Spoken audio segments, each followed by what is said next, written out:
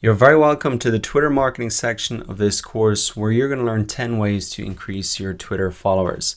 Now, this Twitter section is actually the fourth marketing channel that we're going to look at. We've looked at how to get leads and customers and traffic from the search engines, from YouTube, from Facebook, and now the fourth traffic source or marketing channel we're really looking at is Twitter. So what I want to do in this first lecture is just give you a little bit of an overview of what we're going to be covering and what you're going to be learning over the next hour and a half or so, and then also talk about why this is our goal: increase Twitter followers, and how that really fits into our Twitter strategy.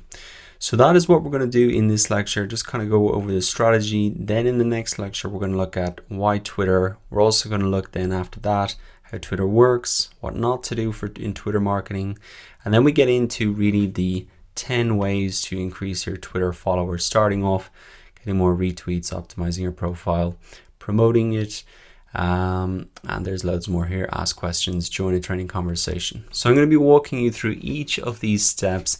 Each of these will help you be more successful on Twitter, help you increase your Twitter followers. So let's get back to that. Why is increasing your Twitter followers kind of an important goal, and really the goal that I'm leading you towards in this section of the course? Well, let's start off by understanding what Twitter is. It's really a free microblogging platform that allows you to publish tweets that are 140 characters or less. This is probably what you've heard about Twitter, 140 characters or less. This is the key feature of Twitter. Now, Twitter followers are the platform's equivalent of Facebook fans or YouTube subscribers. So like we have on Facebook, Facebook fans who like our page. On YouTube, we've YouTube subscribers.